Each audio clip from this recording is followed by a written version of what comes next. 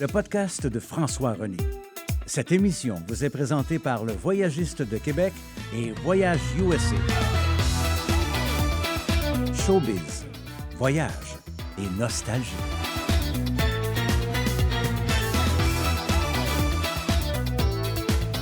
De Québec, de Floride ou d'ailleurs dans le monde, voici François René.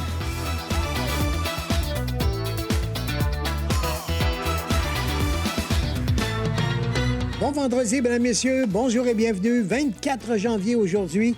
C'est la fête de Bruno Landry, un vieux chum. Bruno qui était de Roquet Belles Oreilles, 81 95 à peu près, que ça a duré. Il a fait d'autres choses aussi à TQS ou ailleurs. Et son anniversaire, un retraité presque d'âge, tout au moins, 66 ans. Véronique Béliveau, une autre copine, qui, depuis de nombreuses années, partage sa vie avec José Lito Michaud. Véronique, qui fut une chanteuse très populaire dans notre jeunesse, dans les années 80 en particulier, c'était une belle fille. Elle faisait beaucoup de mode et puis des trucs de maquillage et tout ça. Elle a 70 ans aujourd'hui, Véronique, quand même. Le temps passe. Et Neil Diamond, aux États-Unis, à 84 ans, né en 41, Neil Diamond, avec Gilbert Bécaud. C'est en septembre.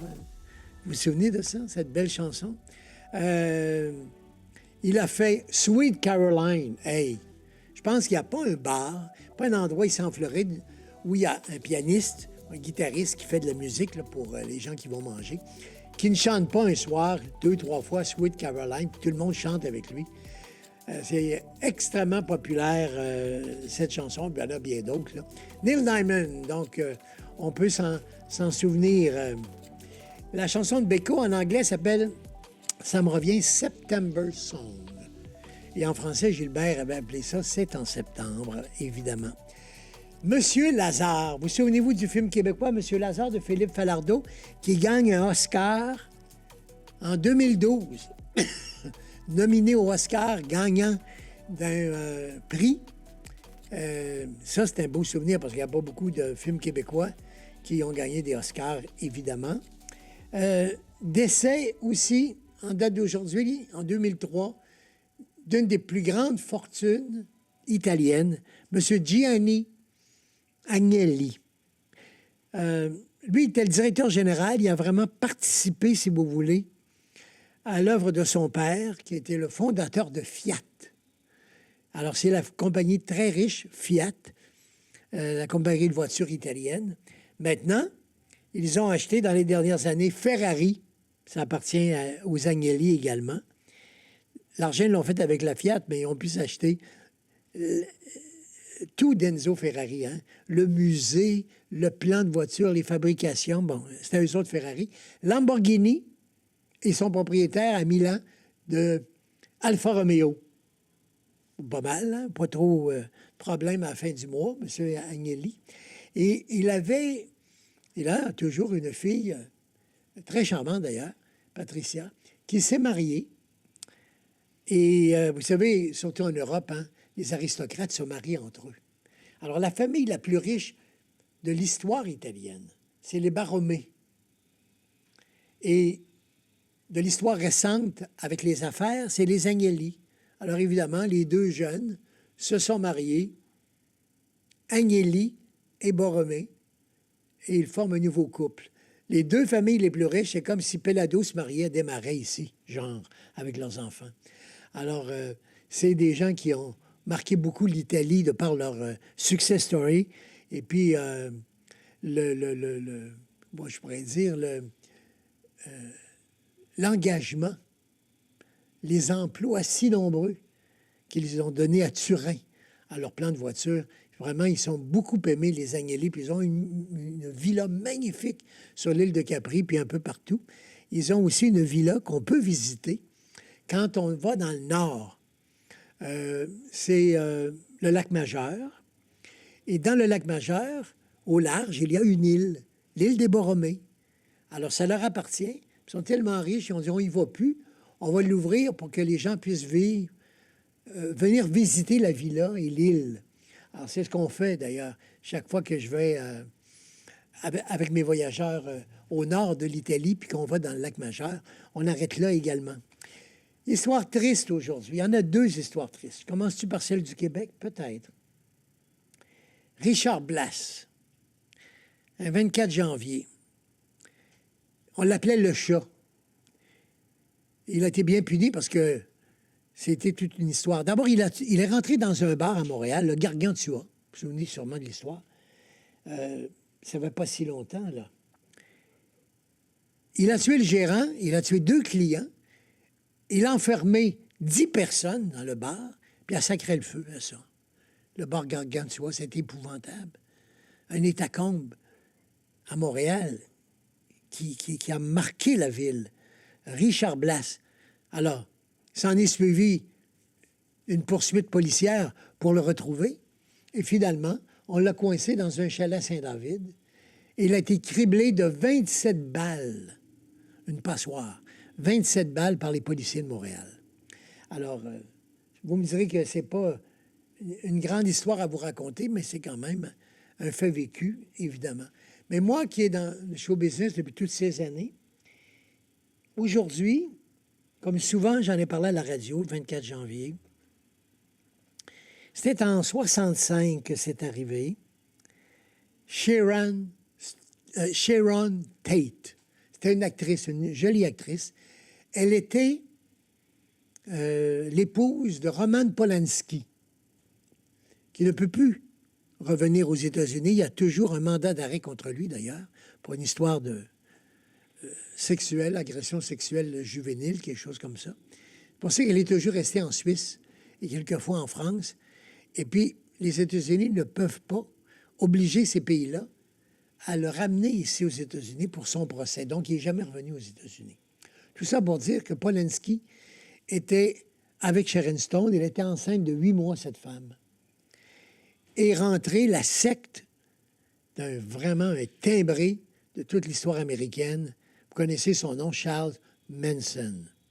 Alors, Charles Manson, un 24 février comme ça, dans la vallée des poupées, comme on l'appelait là-bas, The Valley of the Dolls, où il y avait la maison de Polanski.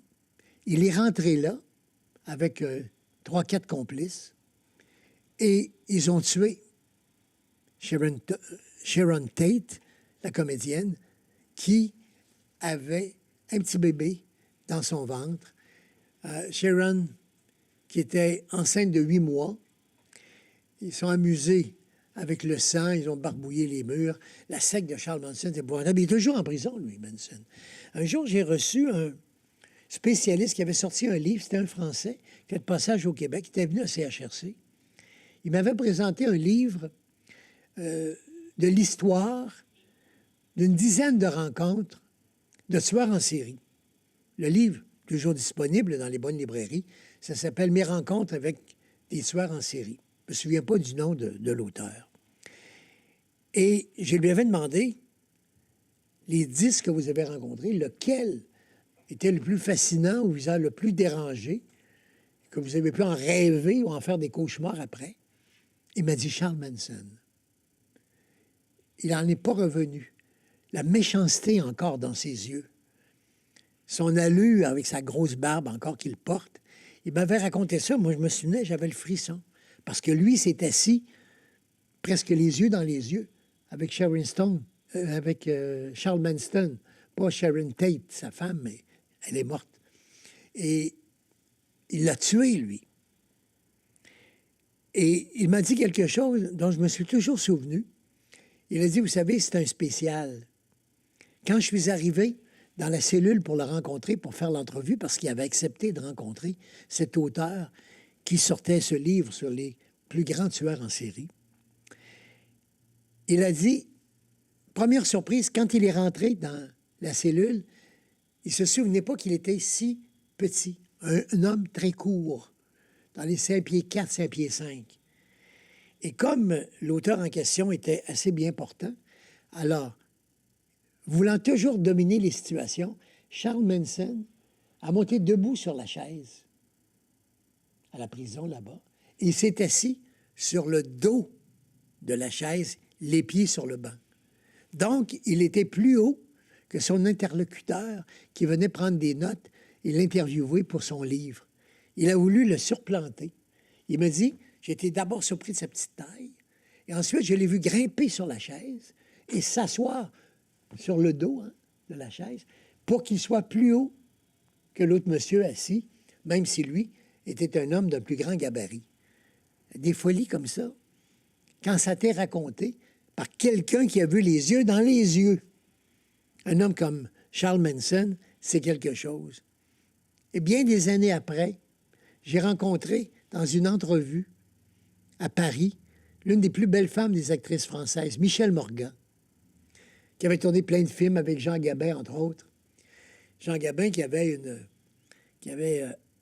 tourné un film à texte, mais qui avait inventé des mots qui sont devenus célèbres, même que Serge Lama chante dans une de ses chansons les mots de Jean Gabin. Alors, ils avaient, comme pour tous les films, un scénario, des textes à dire, et elle était dans ses bras, elle était tellement belle, elle avait des yeux genre mauve, de couleur tout à fait particulière, un peu comme Liz Taylor, mais je dirais plus jolie encore, Michèle Morgan. Et quand Gabin l'a dans ses bras, elle lui dit « T'as de beaux yeux, tu sais. » En une espèce de gangster. « T'as de beaux yeux, tu sais. » Et c'était pas dans le texte, mais le réalisateur, à l'époque, a gardé cette remarque très personnelle de l'actrice plutôt que du personnage. « T'as de beaux yeux, tu sais. » Gabin dit ça.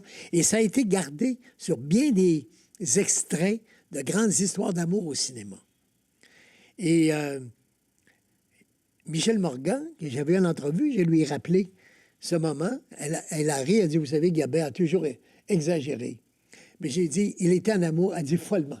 Il était follement en amour de moi, mais elle n'a jamais... il n'a jamais eu le plaisir de pouvoir aller plus loin avec elle. Elle était mariée à un Américain. Et c'est là que rejoint l'histoire avec Charles Manson.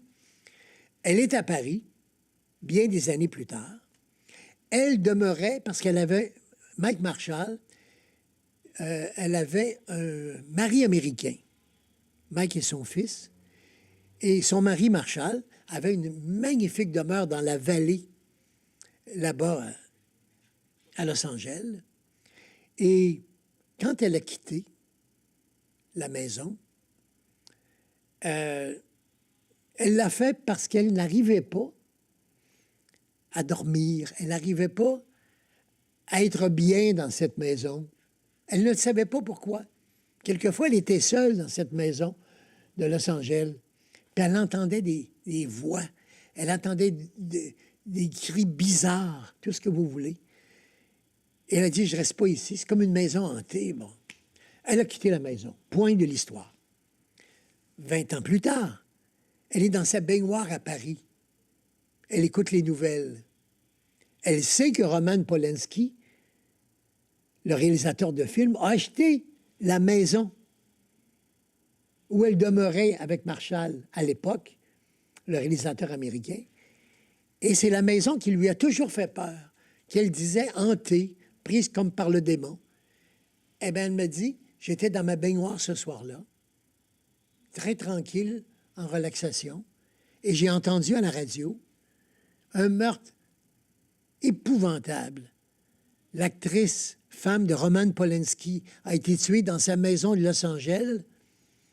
Elle était enceinte de 8 mois par Charles Manson et sa troupe. C'était la maison dont elle avait tant peur. Elle ne savait pas pourquoi qu'elle ne voulait pas rester là. Mais c'est dans cette maison de Michèle Morgan que 20 ans plus tard, Charles Manson a tué Sharon Tate. Et c'est Mme Morgan qui, lors d'une entrevue, m'avait raconté cette histoire parce que, vous pouvez la relire, l'histoire, dans la biographie. Moi, j'avais eu l'occasion d'aller faire des émissions à Paris et comme elle sortait sa biographie, j'avais pu obtenir une entrevue avec Michèle Morgan qui m'avait donné rendez-vous dans le hall du Ritz de Paris, sur Place Vendôme, quelque chose, ça. Je suis rentré à Place Vendôme. D'abord, il y avait Rémi Paul qui était là, il bloquait tout le monde. C'était le directeur de la sécurité. Où allez-vous? Surtout que j'avais un micro à la main et des trucs pour enregistrer. C'était à la radio à l'époque, on n'était pas à la télé cette fois-là. C'était pour CHRC. Et je lui dis, Madame Michèle Morgan m'attend. Il dit, elle vous attend. Ça demande le petit cul qui arrive. peut-être 35 ans à l'époque, avec mon micro, puis je m'en viens. Et puis, ils ont dit, oui, Mme Morgan attend un journaliste canadien. Alors, c'était moi. Alors, je suis allé faire mon entrevue dans le hall du Ritz-Carlton de Paris. Et puis, j'ai réalisé cette entrevue pour publiciser le livre Les Mémoires de Michel Morgan, qui, disait-on à l'époque, avait les plus beaux yeux de femme du monde. Alors, c'est un beau souvenir. Et tout ça parce que le 24 janvier, comme aujourd'hui, il y a eu la mort de Sharon Tate. Et je ne peux pas oublier le commentaire de Mme Morgan, puis de me rappeler tout ça. Puis je vais même aller plus loin. Je prends quelques minutes de plus parce que Rémi Paul était le directeur du Ritz de Paris. Écoutez bien ça. Et le 31 août 1997, il y a un accident à Paris. Lady Di, qu'on a tous tant aimé, la princesse Diana. Elle est au Ritz de Paris avec son chum, Dodi El-Fayed. Elle prend la voiture, la Mercedes de l'hôtel, parce que Dodi El-Fayed est le fils du grand financier arabe El-Fayed, qui était propriétaire du Ritz de Paris. C'est ce soir-là qu'elle lui donne la bague, qu'il lui donne El-Fayed la bague, la fameuse bague de Lady Di bleue que porte aujourd'hui, donnée par son mari William, le fils de Lady Di, la fameuse bague bleue de Kate, l'actuelle princesse de Buckingham, hein, la future femme du roi d'Angleterre, de Philippe. Bon. Lui, il l'a eu en cadeau de sa mère quand elle est morte. Revenons au 31 juillet. On est en 97. Elle quitte après avoir eu sa bague de fiançailles avec El-Fayed, et puis il veut l'emmener dans son appartement de l'autre côté, dans le 7e, l'autre côté de la Tour Eiffel. Et là, les paparazzis sont tous à la porte du Ritz pour les attendre. Alors, Rémi Paul, qui est toujours en boisson, ou à peu près, les fois où moi, je suis allé au Ritz pour rencontrer Mme Morgan, il était bien chaud, cet après-midi-là, c'était à 2 heures l'après-midi. Une autre fois, je suis allé pour rencontrer au même endroit Nana Mouskouri. Il était encore chaud. Je le connaissais, Rémi Paul, était directeur de la sécurité, peut-être toujours en boisson, même en après-midi. Alors, lui, comme directeur de la sécurité, il prend le volant, il conduit son patron et sa fiancée à leur appartement. Ils sont poursuivis par les motos, les flashs et les photographes. Et puis, il arrive en dessous du pont de l'Alma, à 200 km à l'heure. Et puis, comme on le sait dans l'enquête, le chauffeur est en boisson, il perd le contrôle et il va s'effoirer sur la colonne numéro 13 dans le tunnel en dessous du pont de l'Alma. Et c'est là que meurt sur place Lady Di.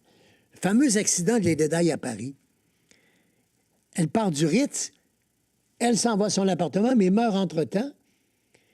Et il est blâmé, Rémi Paul. Moi, je suis chez nous, me préparant pour partir pour Paris, justement, avec un groupe que j'ai emmené sur les lieux de la mort de Lady Di pendant des années, après que ce soit arrivé en 97. Et c'est à mon tour, comme Michel Morgan l'avait fait, d'écouter la télévision et qu'on annonce la mort à minuit hier soir. On est le dimanche matin. Minuit hier soir, la princesse Lady Di d'Angleterre, femme de Charles, ex-femme, vient de mourir dans un accident de voiture poursuivi par les paparazzis. Et en plus, une enquête viendra conclure cet accident parce que on se demandait qui avait pu organiser ça. Et elle va mourir sur le coup avec son mari, enfin son futur mari, parce qu'elle était déjà fiancée, elle devait se remarier. Le garde du corps qui lui a été sauvé est en avant. Puis Rémi Paul va mourir. Et moi, je me suis dit, Rémi Paul, il est genre chaud, pour pas dire pacté à 2 heures de l'après-midi, que j'ai vécu en expérience. C'est lui qui était au volant. Je suis sûr que l'enquête l'a démontré. Trop de boissons pour le chauffeur de Lady Di. Il a perdu le contrôle et il a tué la princesse dans cet accident où il était au volant. Eh bien, c'est le même monsieur qui m'empêchait de rentrer au Ritz avec mon micro pour aller voir 3 artistes que j'ai rencontrés là. Michel Morgan, Jeanne Moreau et Nana Mouskouri. Et c'est le même gars qui, le soir, a conduit les dédailles. Quand même quelque chose. Tout ça se rejoint à quelque part si on a un petit peu d'imagination. On poursuit l'émission dans un moment. Je prends quelques instants, mesdames, messieurs, pour vous rappeler que nous faisons une croisière 15e anniversaire extraordinaire au mois de novembre, du 15 au 22 novembre. Je pars avec vous, on a des invités, on va célébrer, on va fêter, c'est un gros party, toute la gang ensemble. C'est comme si on se mariait, c'est comme si on faisait un grand événement parce que ça en est un. Nous autres, ça fait 15 ans qu'on tient le coup, Voyagistes de Québec, et ça va tellement bien qu'on veut marquer notre 15e anniversaire de façon particulière. Du 15 au 22 novembre, toutes les informations sur le site du Voyagiste ou au téléphone au 418-977-4080.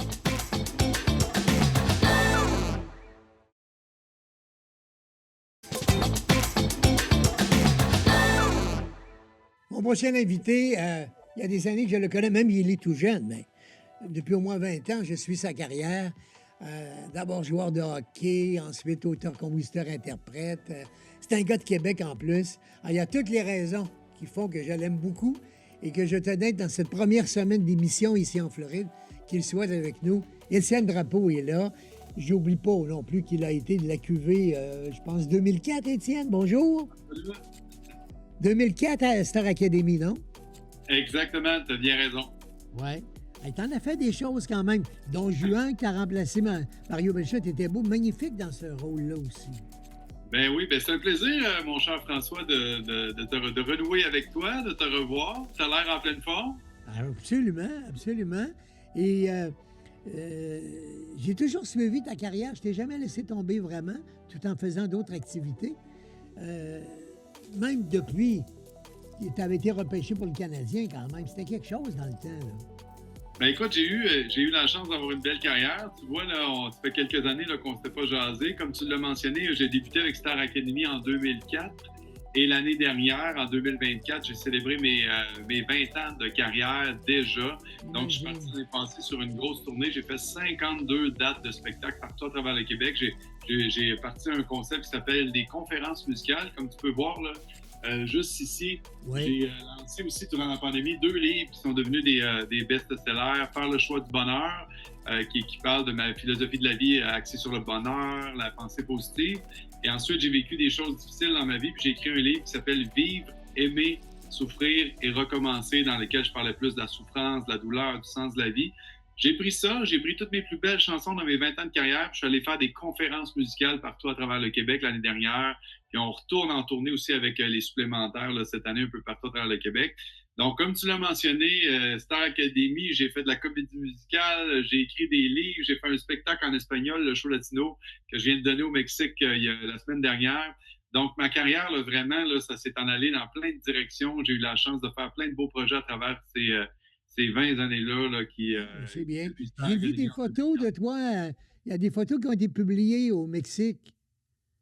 Oui, absolument. J'ai eu la chance d'aller donner mon spectacle. Je ne sais pas si tu avais entendu parler un petit peu de mon show latino. Oui, ben oui, je sais que tu chantes en espagnol, tu chantes en anglais, français, etc. Oui. Exactement. Après, je te dirais une dizaine d'années de carrière. J'avais fait 5 albums à chaque 2 ans. Je faisais toujours... je suis sorti de Star Academy.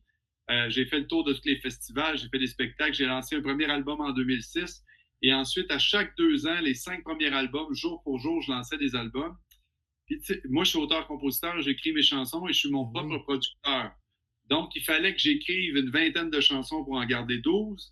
Là, je devais aller en studio 3, 4, 5, 6 mois. Là, je faisais la tournée, mais pendant que je commençais la tournée, il fallait déjà que je recommence à écrire pour un autre album qui devait arriver dans 2 ans, parce que tu le sais, dans ce milieu-là, il faut toujours revenir avec un nouvel album pour faire une nouvelle tournée. Et après 10 ans, je trouvais que j'avais fait le tour, là, 5 albums, 5 tournées successives. Donc là, j'avais besoin d'un défi, puis je me suis mis à vouloir apprendre à danser, à parler espagnol, à chanter en espagnol, parler cette langue-là. J'ai eu envie de faire des spectacles en espagnol en République dominicaine, à Cuba, en Argentine. Donc, je suis parti avec ça. J'ai lancé un premier album en espagnol en 2017 qui s'appelait Fiesta. Et l'album a été numéro 1 des ventes, à ma plus grande surprise, pendant les 3 premières semaines au Québec. Ça m'était arrivé juste une fois dans ma carrière, c'est quand j'avais lancé l'album avec la chanson T'es ma femme, t'es la plus belle. Ouais. Et là, j'ai été surpris de voir que les gens ont beaucoup embarqué dans ce concept-là de show latino. Et là, on a fait des gros festivals partout à travers le Québec, plusieurs salles de spectacle, Casino de Montréal, Casino d'Ottawa, le Casino de Charlevoix. Et puis là, tu vois, la semaine passée encore, je suis allé faire mon premier show au Mexique. On a vendu 250 billets à peu près. C'était une salle comble. Et fait qu'on se promène avec ce show-là aussi là, depuis plusieurs années. Je suis un gars qui aime beaucoup toucher à tout plein de choses. J'aime autant dans mes spectacles en français me retrouver derrière le piano, à la guitare, faire des belles chansons à texte avec lesquelles les gens m'ont connu, autant que d'arriver dans des festivals devant 10 000 personnes, puis de me mettre à danser, à chanter, à faire la fête aux gens, autant que de me retrouver en conférence puis parler aux gens de thèmes de développement personnel, de psychologie, de philosophie. Donc, je suis un gars qui a aimé, dans ma carrière, toucher à bien des choses différentes. Oui. Tu aurais pu faire de la radio, de la télé, t'es volubile, je t'écoute parler, là. Tu pourrais animer, tu donnes déjà des conférences. Bon, c'est pas un côté qui te plaisait dans le métier aussi, parce que ce que tu fais en conférence, tu pourrais le faire également, comme nous, en podcast ou à la radio, la télévision. Ben, tu vois, j'envie un petit peu le genre de truc que tu as fait toute ta carrière. En étant un intervieweur, tu as eu la chance de parler à tous les plus grands artistes d'ici, d'ailleurs. Tu as eu la chance de t'imprégner de ces couleurs-là, de ces talents-là, de leur façon de parler, de leur pensée.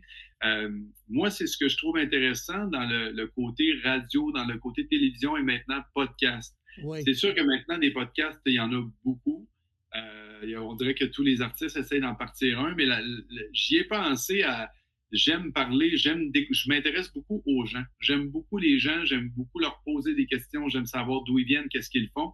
Puis quand tu as la chance, comme toi, tu l'as eu pendant, mon Dieu, je ne sais plus combien d'années. Ça fait combien d'années que tu fais ça?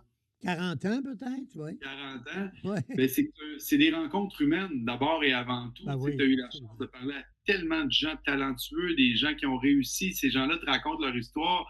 Donc, pour toi, ta vie, ça a été un renouveau sans cesse de découvrir des nouvelles personnes, d'apprendre à les connaître. Et moi, à travers peut-être un podcast ou un genre de truc comme ça d'entrevue, j'aimerais ça être dans le rôle inverse, pouvoir poser des questions à ces gens-là. Et je ne dis pas qu'un jour, je ne le ferai pas parce que de plus en plus, c'est dans ma tête.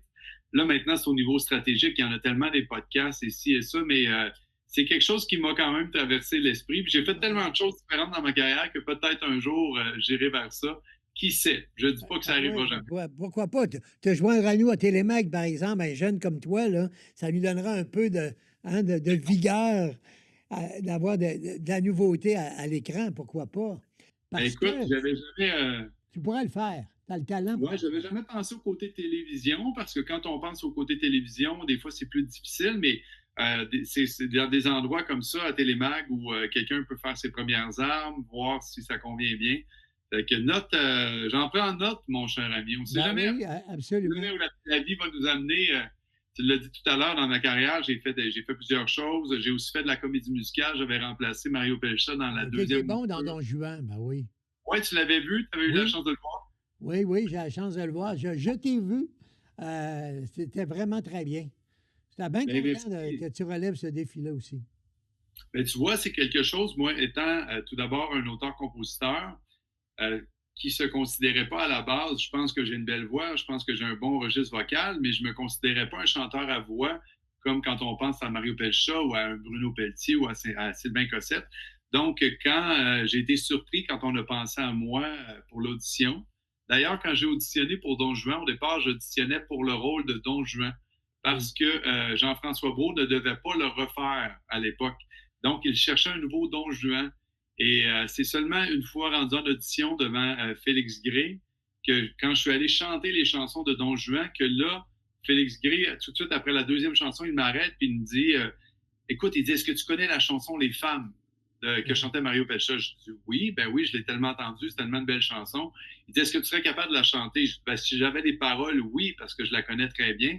Et c'est là que je l'ai interprétée. Et tout de suite après l'avoir interprétée devant lui, il m'a tout de suite offert le rôle de Don Carlos, le rôle de Mario Pelcha. C'est l'histoire, ça. Ben, je connais Félix aussi. Et ça a été une belle surprise parce que moi, je n'auditionnais pas pour ce rôle-là. Donc, quand il m'a proposé le rôle de Mario Pelcha, je suis resté un peu silencieux. C'est une drôle d'histoire parce que, normalement, écoute, le rôle de Mario, c'est le deuxième rôle d'importance après celui de Don Absolument. Juan. Parce que Don Juan est le premier, puis l'autre, c'est comme son frère, son meilleur ami. Et là, j'ai Félix Gray devant moi. Moi, j'ai 30 ans à l'époque, ou 32 ans peut-être maximum. Puis il me dit, ça y est, le rôle, je l'ai trouvé, c'est toi, mon Don Carlo, je te le donne si tu le veux, c'est à toi. Et moi, tellement surpris que je réponds pas. Ah oui, Je dis pas, tu sais, je je saute pas sur t'attendais pas à ça. l'occasion, tu sais, pour Ouais. dire, waouh, ben voyons donc, t'es pas sérieux. Ben oui, mon Dieu, oui, je le prends le rôle. J'étais tellement, moi, depuis 2 semaines avant l'audition, je voulais tellement être Don Juan, je m'étais tellement imprégné de ce rôle-là que quand il m'a offert l'autre, j'ai resté surpris, puis j'ai pas parlé, j'ai pas dit oui. Je disais, ah, OK, vous m'offrez le rôle de Don Carlos, presque comme si j'étais pas comme entiché, tu comprends? Ah, je comprends très bien. Mais Sauf les belles tunes de Don Carlos, il y en a dans Don Juan. C'est un beau choix, ce rôle-là, des chansons que vous interprétez, là. Absolument, puis d'avoir la chance de chanter Les Femmes. Les gens se rappellent de cette chanson-là, à quel point c'est une chanson magnifique. Et c'est aussi Don Carlos qui ouvrait le spectacle. Ben oui, Donc, la chanson absolument. L'homme qui a tout, qui présentait Don Juan, c'est moi qui arrivais sur scène à la Place des Arts devant 3000 personnes à chaque soir.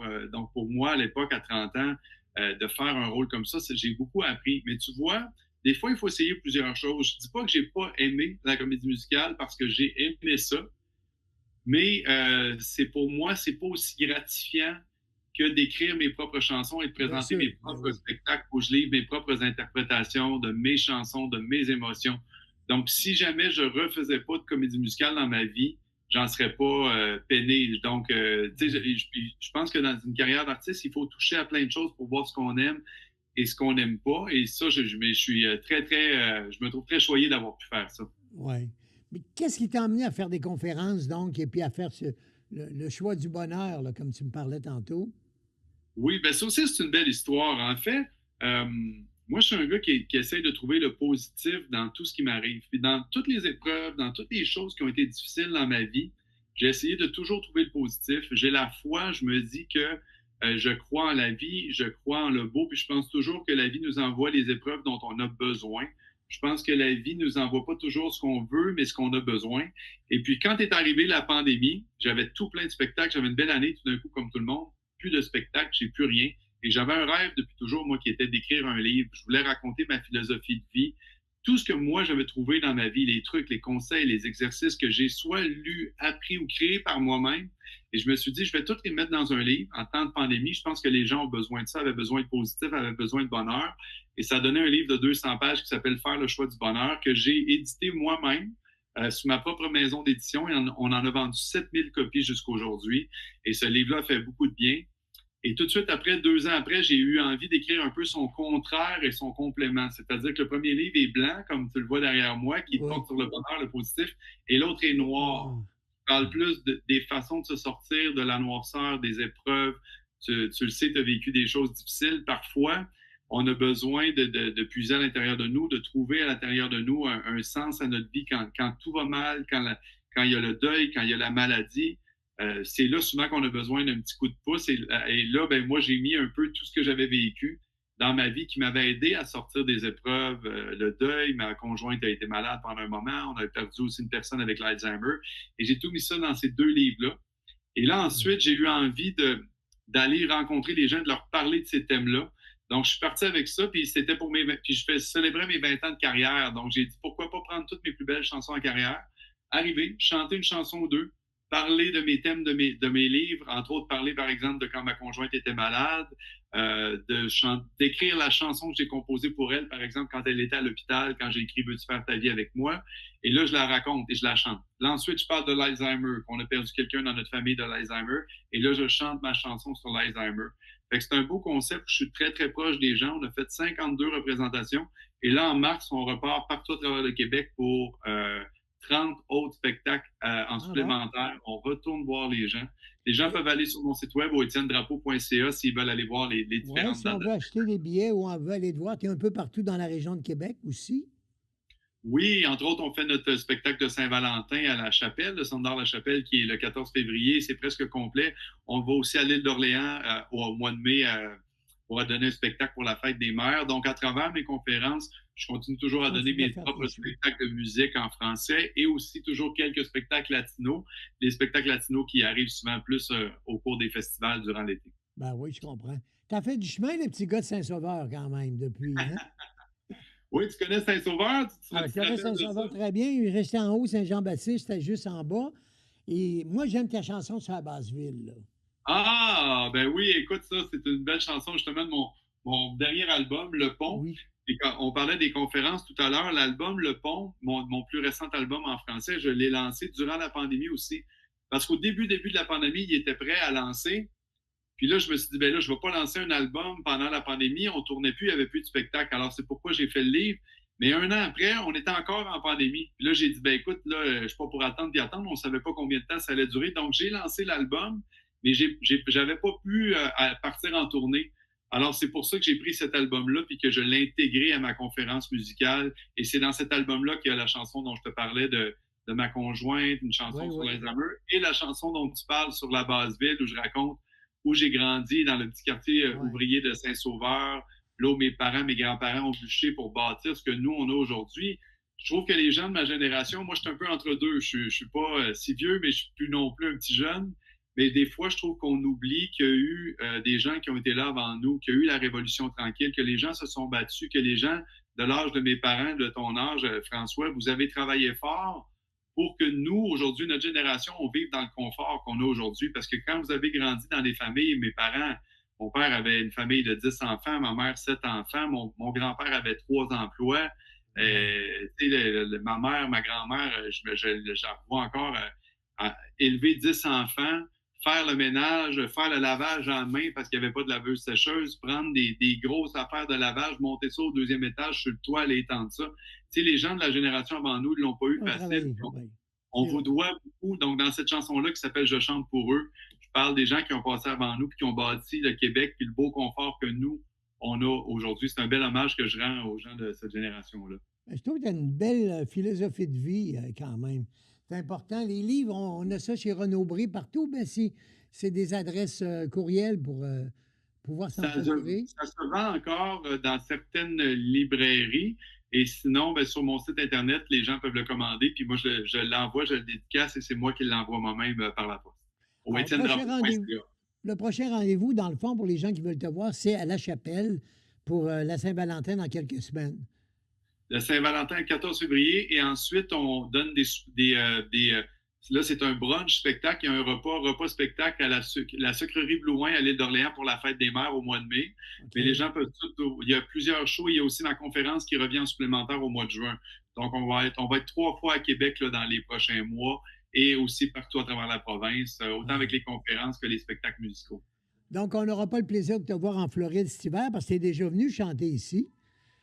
Oui, mais on s'en parlait juste avant l'entrevue et là, tu m'as redonné le goût. J'y pensais plus à la Floride. Ça fait un bout que je suis pas allé. Ouais. Peut-être que je vais commencer à fouiller ça puis à voir là, les endroits qui produisent des spectacles. Puis j'aurai peut-être la chance d'aller vous voir en personne l'année prochaine. Ça serait bon. Parce que tu chantes les 3 langues, on l'a dit tantôt, mais tu parles aussi très bien anglais, français et espagnol maintenant, non? Bien, c'est ça. J'ai beaucoup de concepts de spectacle. Je pense que peut-être que le spectacle latino, comme ça a été un beau succès, comme je viens de le faire au Mexique. C'est fort en Floride, hein? Je pense que les gens en Floride apprécieraient ça. Fait que peut-être l'année prochaine, j'irai vous le présenter. OK. Bien, écoute, c'est un rendez-vous. Ça me fait bien plaisir de te retrouver, Étienne. Je vois que tout va bien de ton côté. Continue, lâche pas. Et puis, bon succès. Au plaisir de se voir. Bien, merci beaucoup, François. Ça a été un plaisir de te revoir. Salut bien. À bientôt. Merci. Étienne Drapeau. J'ai oublié de lui parler d'une de mes chansons préférées, Femme libérée, qui faisait très bien. Ça, c'était pas de lui, c'est une adaptation qu'il avait fait, mais une des premières chansons qu'il a fait connaître à l'époque, quand il est sorti de Star Academy 2004. Et puis après, toutes ses chansons et ses albums, évidemment. Étienne Drapeau, un gars de Québec que vous pourrez voir à La Chapelle, les gens de la région, 14 février pour la Saint-Valentin. On s'arrête pour une petite pause, mesdames, messieurs. On est toujours en Floride, nous, mais rien qui nous bloque. Hein? Qui que ce soit que nous voulons rejoindre, ils seront sur notre émission. Je pense à Véro qui a accepté d'être avec nous, Véro Cloutier et d'autres au cours des prochains jours. Alors, tous ces gens-là, comme Étienne l'a fait aujourd'hui, ils feront partie du podcast de François Reny et à Télémag tous les matins à 9 h. Donc, bonne habitude que vous avez pris d'être avec nous le matin ou de nous regarder, évidemment, sur toutes les plateformes, tous les réseaux à la mode actuellement. Après la pause, je suis de retour et encore d'autres choses qui vous attendent.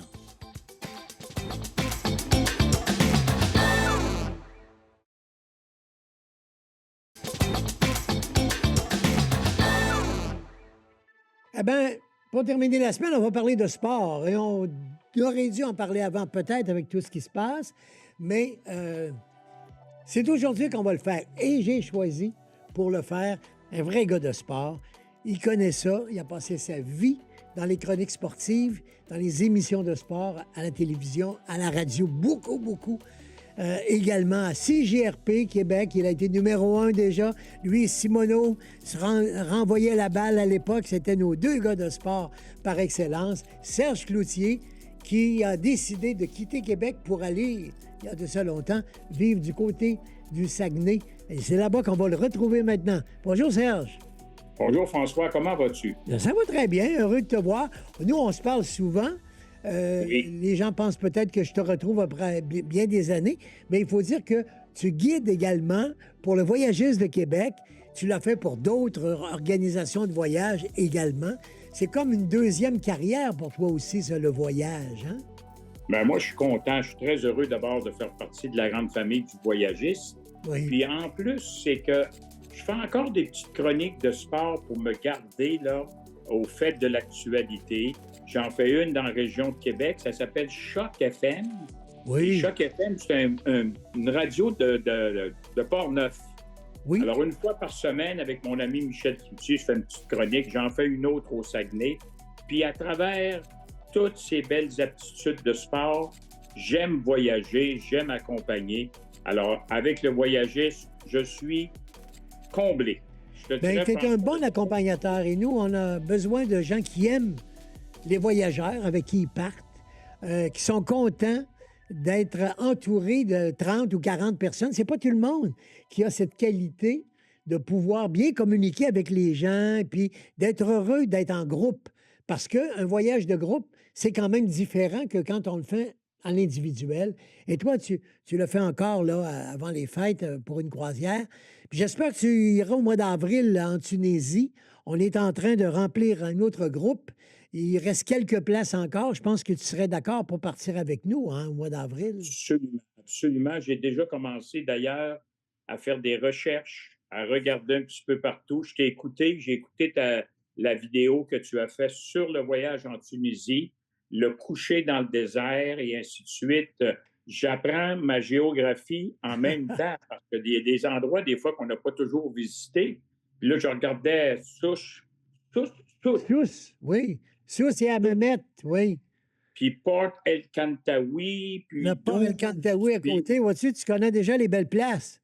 Tu as choisi les belles places dans le voyage. Bien, c'est ça. Alors, moi, j'espère le faire. C'est le 5 avril. Puis, s'il y a des gens qui nous écoutent, si vous On voulez... les invite, découvrir Serge. un bel endroit, on va être là pour vous accompagner. On va être une vingtaine à peu près là, pour nous permettre de partir avec un guide accompagnateur et ce serait un voyage qui serait attitré. Et les gens vont beaucoup s'amuser avec toi. Parce que, je le disais donc tantôt, ça prend des qualités. Il faut d'abord aimer communiquer et aimer le monde pour être un bon accompagnateur. Oui, puis, tu sais, il y a une qualité qu'il faut avoir absolument. Il y a un mot, c'est patience. Oui. Parce qu'on sait que des groupes de 25-30 personnes, c'est exigeant, mais ils payent les voyages puis ils veulent être bien servis. Alors, c'est là qu'il faut bien les entourer puis avoir du plaisir à communiquer avec eux, puis passer des journées avec eux. Alors ça, c'est le côté que j'aime le plus, communiquer avec les gens. On l'a toujours fait, François. Il me semble que c'est dans nous, ça. On fait de la radio, oui. On a fait toute notre vie. Et en passant, ça fait 30 ans, cette année, que les Nordiques sont partis. C'est vrai, 95, ben oui, 95. Ben oui, puis ce matin, dans le soleil, sous la plume de Michael Lalancette, il y a un très, très bon article qu'il fait, une entrevue avec Marcel Aubu.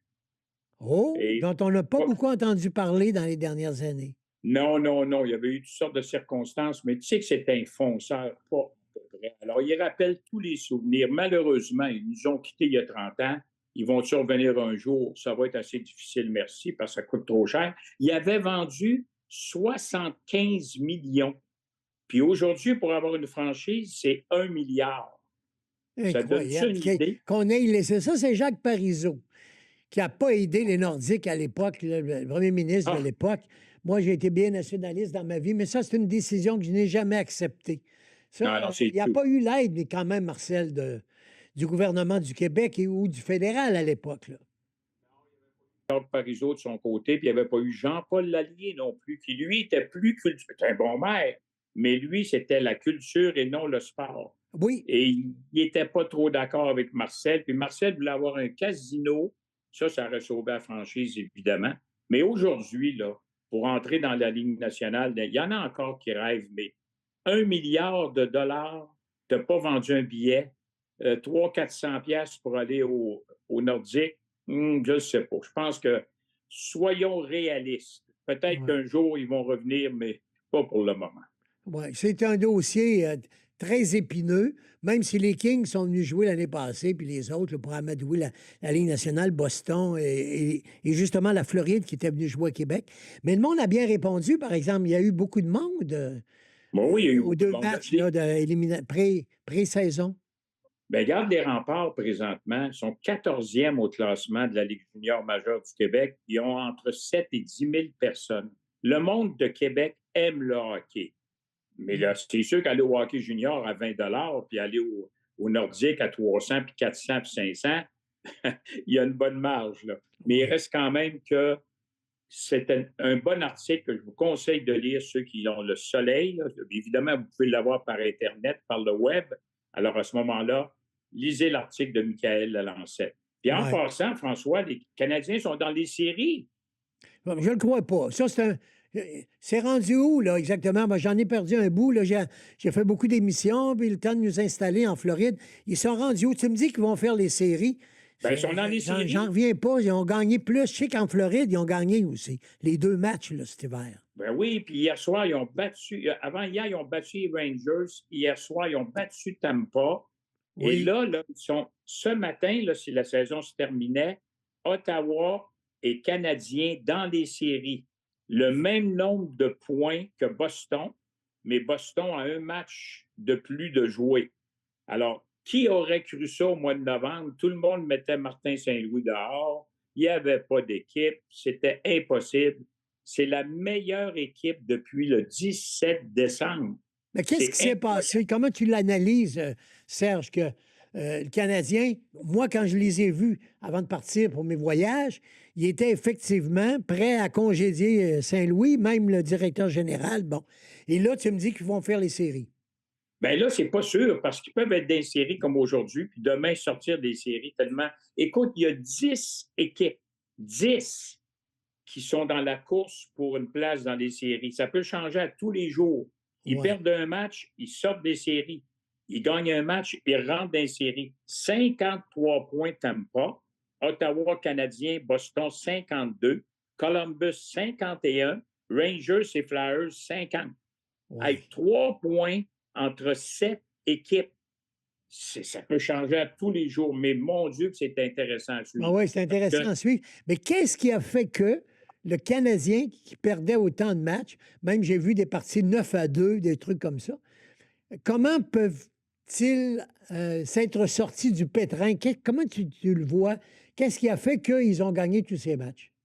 Ben écoute, il y a M. Lainé qui est revenu. Patrick Lainé, oui.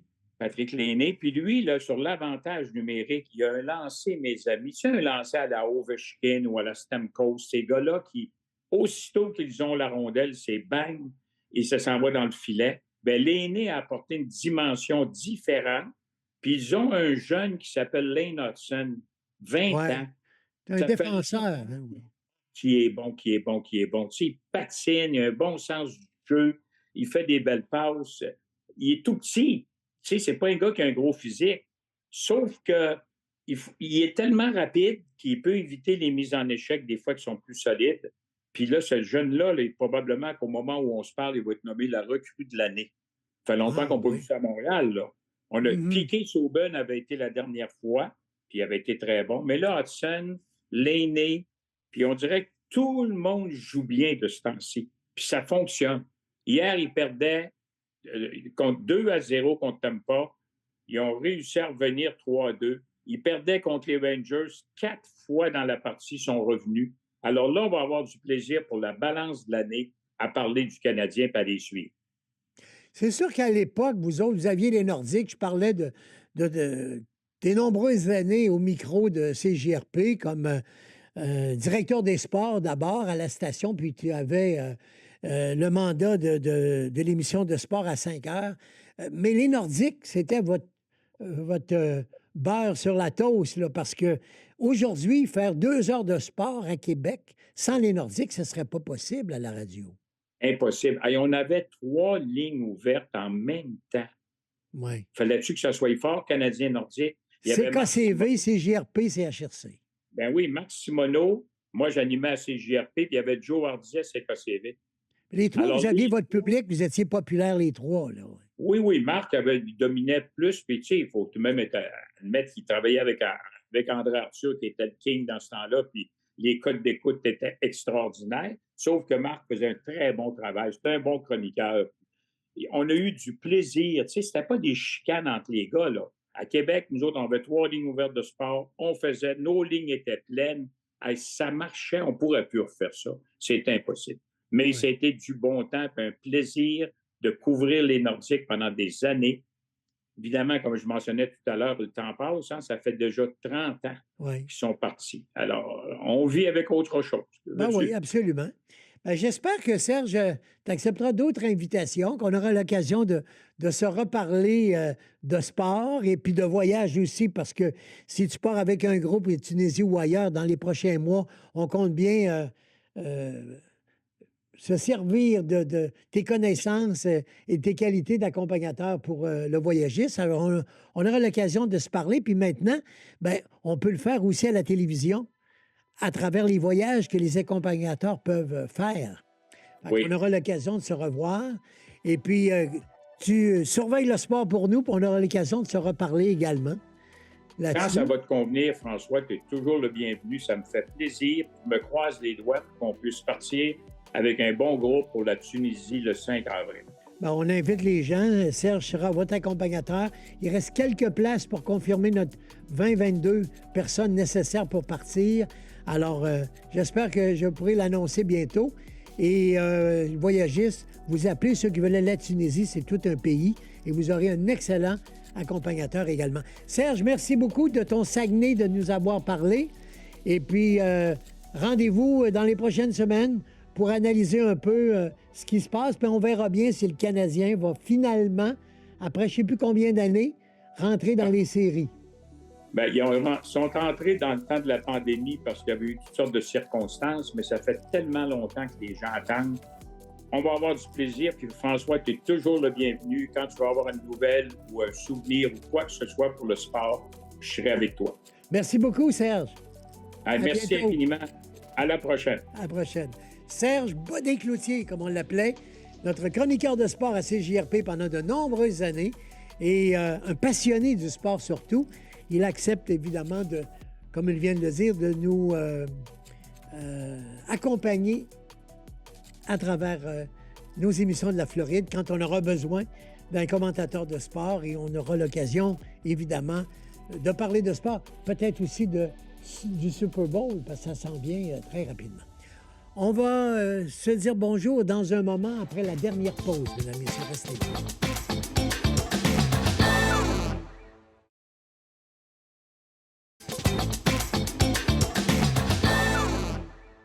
Alors voilà, c'est la 5e de la semaine. Notre première semaine est terminée, mais on a encore bien des rendez-vous pour vous tous les jours de la semaine prochaine et ainsi de suite pendant les plusieurs semaines au cours de l'hiver. Merci à tous les invités qui sont passés cette semaine, à vous d'avoir été là, à la radio, à la télévision. Je vous dis bon week-end, mes amis, et à lundi.